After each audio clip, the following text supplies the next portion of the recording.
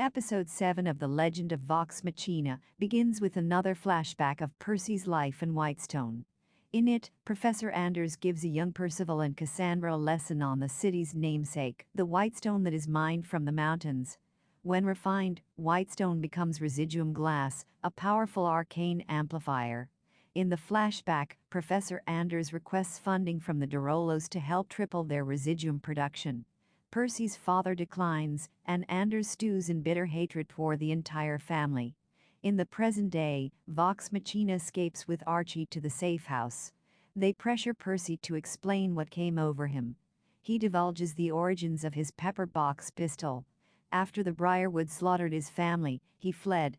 Struggling for survival, he was constantly plagued with visions of his family's deaths. The desire for vengeance kept eating at him. Then, he says, a new vision visited him. He dreamt up a weapon, and then invented it. On it are the names of those he swore to kill: Anders, the Briarwoods, Anna Ripley, and Stonefell. He doesn't mention to whom he promised this mission. All while he explains this, Calith experiences her own vision. She places her hands back onto the sun tree. She sees the tree degenerating, a dark magic working at its roots.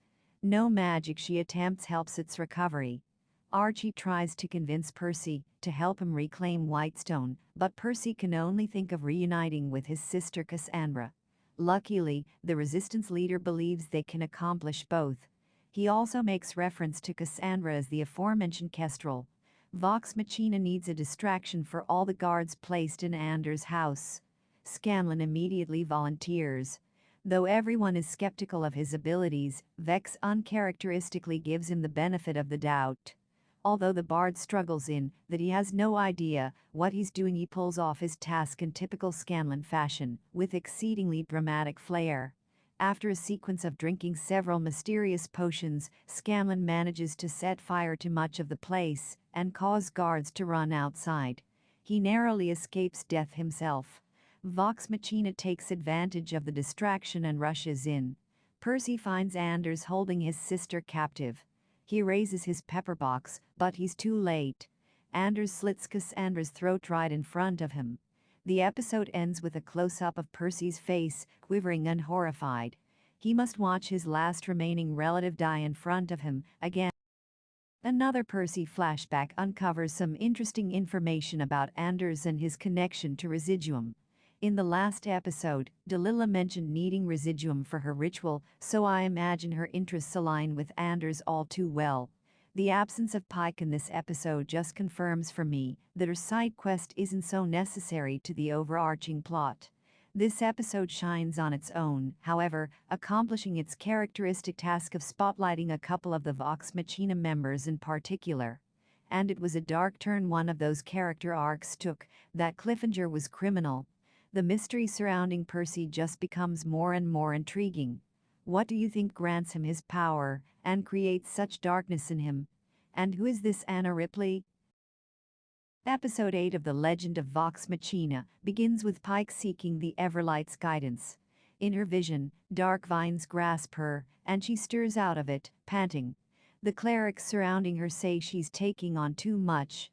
Pike disagrees. If they won't help her find the Everlight, she'll do so on her own. Back at Whitestone, Vax and Calith burst into the room as Anders slits Cassandra's throat. Calith rushes forward to try to heal her, but she isn't confident she can. A green light begins healing Cassandra, but Percy doesn't see.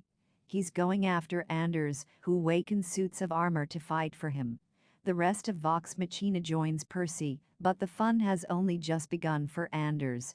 He licks his lips with a silver tongue and declares that Grog will kill his friends for him. Suddenly, the mighty barbarian turns against his friends. Unaware of her friend's trouble, Pike plunges herself into darkness again. She screams for the Everlight, and the place becomes charged with fire as the being appears. The Everlight tells the gnome that lies will not lead her back to the light. Vox Machina meanwhile fights Grog, but he tanks most of their hits. When Vex points an arrow at Anders, he licks his lips again and takes control of everyone but Percy. Percy's friends corner him. To buy time, he apologizes to the professor. He says his father never recognized his brilliance. Anders says he isn't fooled, but Percy has already bought the time he needed. His eyes blacken, and shadowy tendrils rise from him as he points his gun to Anders and shoots him in the head. Just as Cassandra would have died, Anders chokes in a pool of his own blood. Percy puts his mask on to finish him off. His pepperbox glows red, displaying Anders' name on the barrel. He shoots the professor again, and he falls out of the window to his death. They go inside to quickly clear the house, and Percy reunites with his sister. Cassandra is somewhat bitter towards him for leaving her behind. She says the Briarwoods have been parading her around Whitestone as someone who is loyal to them. All this time, however, she's been feeding information to the resistance. Vex then finds a star chart in the house that points to the solstice, which is 5 days from now. That's supposedly how much time they have before Delilah begins the ritual. To give hope to the people of Whitestone, Caliph causes the clouds in the sky to form the Dorolo crest. But Delilah sees the symbol as well. In response, she slits the throat of her steward and casts a spell with his blood and residuum glass. She tells Silas she's doing this to protect him. Then the dead in Whitestone begin rising out of their graves. Again, we see Pike screaming. The Everlight tells her she has been lying. Pike admits that she has left the path of righteousness. Her friends can be violent. They drink, fight, and curse, but she loves every second of it. She says she put Vox Machina before the Everlight. The goddess assures her that Pike can be whoever she wants to be in her light. So, she asks, who is she? Pike shuts her eyes tight, preparing to answer before the scene cuts back to the group. Scanlan, returning from his solo mission, finds his friends and warns them of zombies. He's a bit late, however. The episode ends with a horde of undead closing around Vox Machina. Although I stand by my belief that Pike's journey hasn't been entirely relevant to the bigger plot, I did like her mini-arc this episode with the Everlight. It delved into an interesting aspect of Pike's character and her warring beliefs. I only wish we could have explored this arc as she remained with the group. If there's one thing I'm worried about tiring of in this series, it's probably the fight scenes.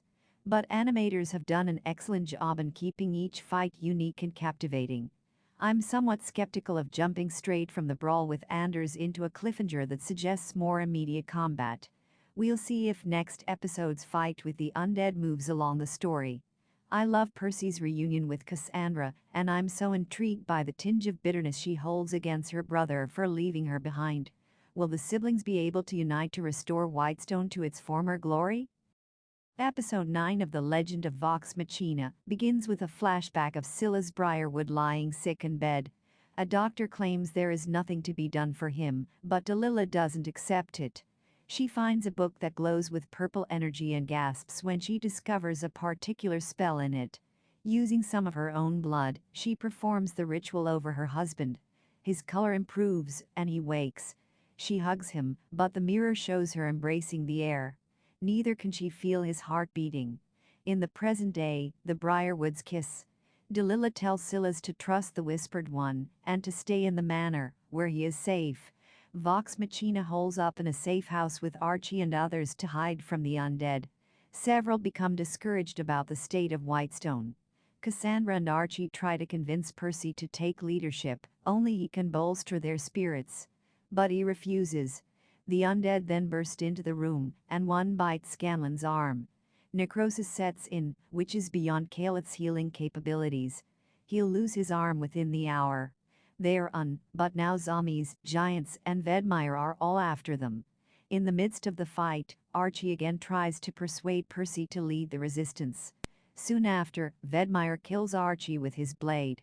Cassandra implores Percy to inspire the people to fight.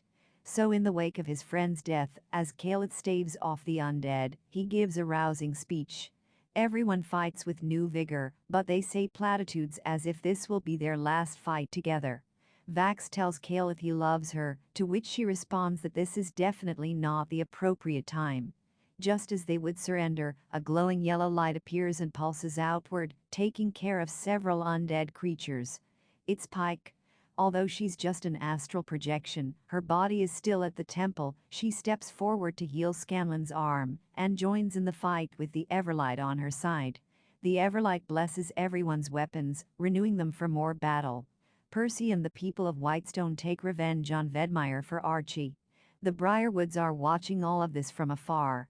Silas wants to go to the front line, but Delilah says he is too valuable. Vox Machina has left her no choice. She must accelerate her plans. Yennen and her people take over the fight, so Vox Machina can make their way to the Briarwoods through some secret tunnels.